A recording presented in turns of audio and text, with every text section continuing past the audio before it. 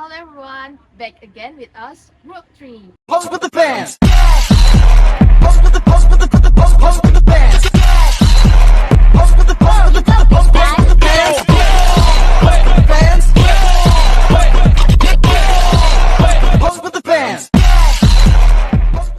Hello everyone, back again with us, Group 3, with me, Putri, as the moderator. So today we're gonna talk about, can free trade reduce poverty or does it make things worse? But first, I'm gonna tell you what is free trade. So free trade is basically a trade without tariffs, quotas, or other restrictions that stop goods from being sold to other countries. And we're going to explore how does free trade help reduce poverty or worsen it in third world countries by using both pro-trade and opposition arguments, using real-world data and example. The claim that free trade increases poverty in third world countries is false. In fact, other countries that participate in free trade had some significant reduced poverty, such as Hong Kong and Singapore, while nation that is close to free trade had shown no significant growth and poverty reduction, like in the 1960 to 1970. Free trade contributes to poverty reduction by encouraging rapid economic growth, increase jobs, and increase government monetization for anti-poverty programs as well as public service like education and health.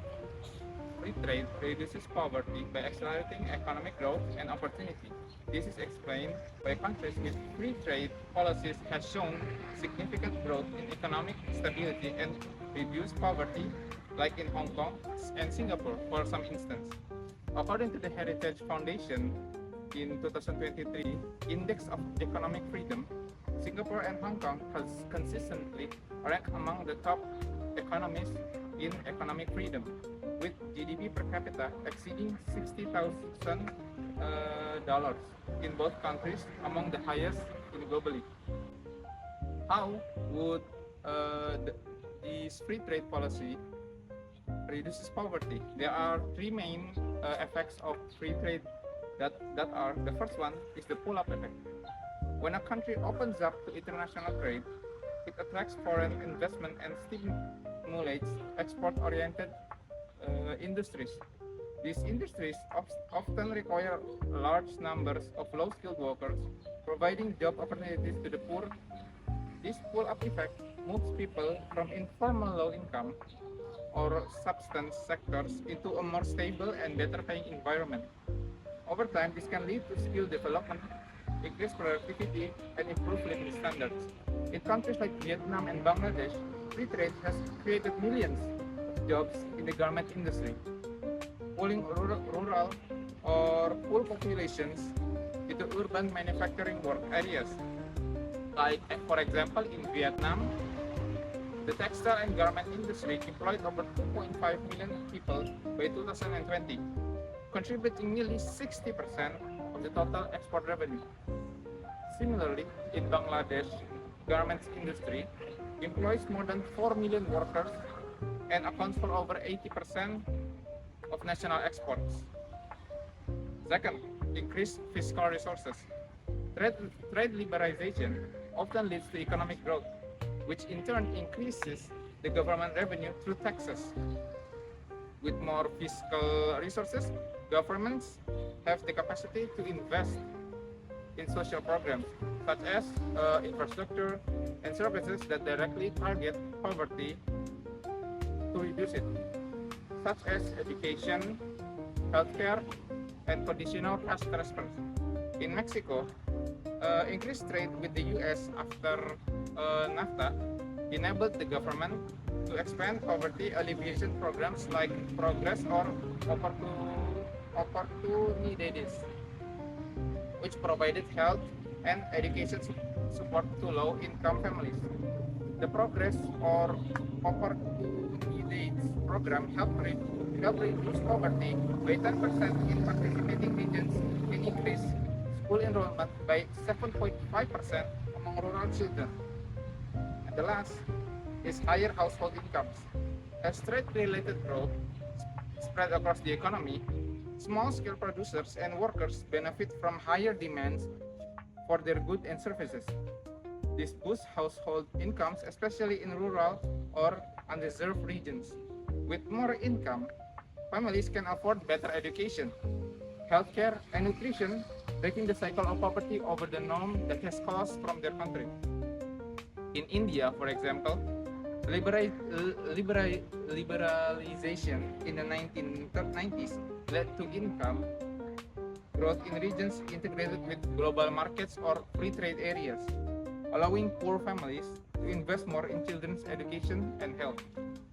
Between 1993 and 2005, poverty in India declined from 45% to 37%, particularly in states more exposed to international or free trades. Real wages on export-oriented sectors rose faster than in non-trade sectors. The evidence suggests that free trade exacerbates poverty and negatively impacts developing countries. Benefits often favor large cooperation and developed nations. Example, Indonesia, Chinese textile imports overwhelmed local businesses, sold factory closures, job losses, and rising unemployment. This is due to the needs and desires of the Indonesian people for high quality goods at low price, which are assured by Chinese producers who are able to meet consumers' desires. As a result, there is a decrease in demand for local products, especially textile products. Low price are a special attraction for imported goods from China, and this is a problem for domestic producers. Structural weakness in Indonesia, low value added export and import depends. Low value added export because many Indonesian export are raw or semi-processed, limiting profits. Important depends, high reliance on imported materials leave industry vulnerable to global shocks. The pro side, free trade can reduce poverty through job creation, economic growth, and public service.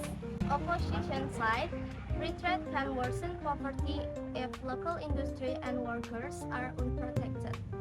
So the conclusion is, while free trade might generate overall growth, its real impact on poverty in developing nations is mixed at best.